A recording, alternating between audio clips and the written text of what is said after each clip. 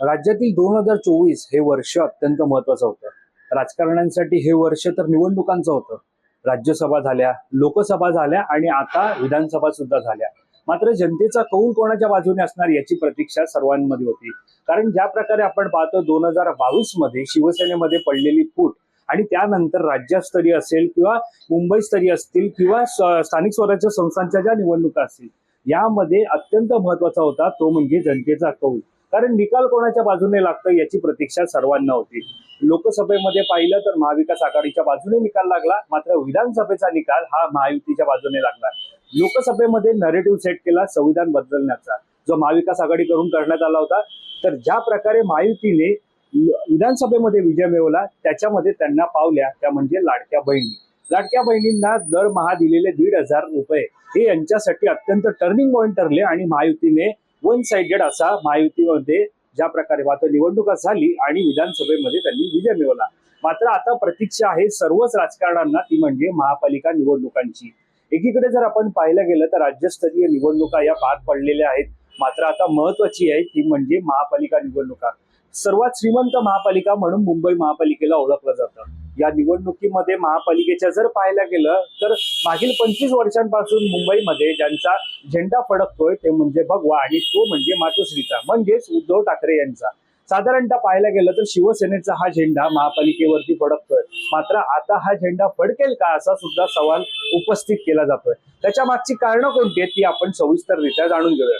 पहिलं कारण म्हणजे शिवसेनेमध्ये पडलेली फूट. साधारणतः 2000 मागच्या जर काही काळामध्ये जर आपण पाहिलं तर 2022 मध्ये शिवसेनेमध्ये फूट पडली होती. मात्र त्यापूर्वी ज्या महापालिका निवडणुका झाल्या होत्या त्याच्यामध्ये शिवसेना आणि भाजप हे युती धर्मातून निवडणुका ही जी आहे ती लढवली होती त्यांनी. त्यावेळेला शिवसेनेला जवळपास 84 जागांवरती विजय मिळवता आला होता. म्हणजे 84 नगरसेवक त्यांचे मुंबईमध्ये निवडून आले होते. तर त्यांच्याच खालोखाल म्हणजे स्वबळावरती भाजपने लावलेली ताकद पाहता 82 जागा भाजपने जिंकल्या होत्या. म्हणजे 82 नगरसेवक हे भाजपचे निवडून आले होते.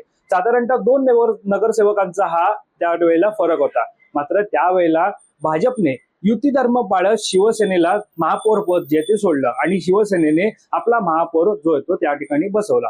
मात्र आता या निवडणुका अत्यंत अतिटतीच्या आहेत, प्रतिष्ठेच्या आहेत. त्यामुळे महापालिकेमध्ये जशा प्रकारे आपण पाहत आहोत की महापालिकेमध्ये सुद्धा हा महायुतीमध्ये ज्या प्रकारे ही निवडणूक विधानसभेमध्ये त्यांनी विजय मिळवला तशाच प्रकारचा महापालिकेमध्ये सुद्धा त्यांनी विजय मिळवला.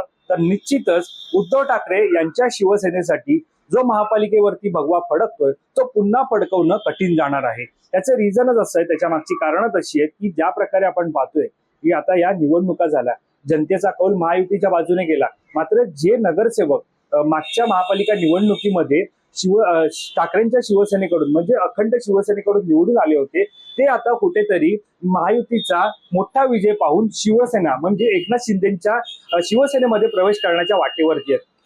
कारण निश्चितच आपण पाहायला गेलं तर मतदारांचा हा संपूर्ण भाग पाहिला किंवा एकंदरीत प्रत्येक प्रभाग पाहिला तर त्यामधील मतदान जे ते विभागलं जाणार आहे. त्यामुळे विभागलेलं मतदान हे महाविकास आघाडीच्या बाजूने जाईल की महायुतीच्या बाजूने जाईल अशा प्रकारचा एक प्रश्न हा उपस्थित होतो. त्यामुळे निश्चितच आता जे पाहायला गेलं तर लोकसभेला खासदारांची गळती ही शिवसेना ठाकरे गटाला लागली होती.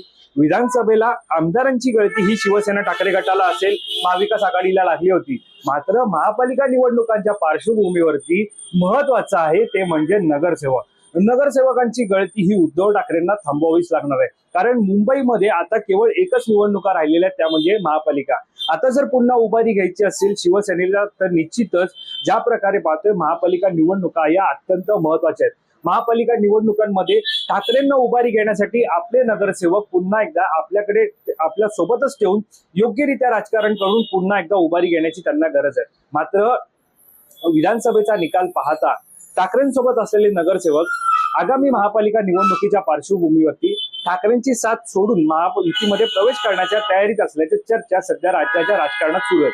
मात्र जर त्यांनी प्रवेश केला तर निश्चितच महापालिका निवडणुका या उद्धव ठाकरे यांच्या शिवसेनेसाठी कठीण जाणार आहे. त्यामुळे आगामी महापालिका निवडणुकीमध्ये उद्धव ठाकरे हे कशा प्रकारे राजकारण करतात हे पाहणं अत्यंत महत्वाचं ठरणार आहे.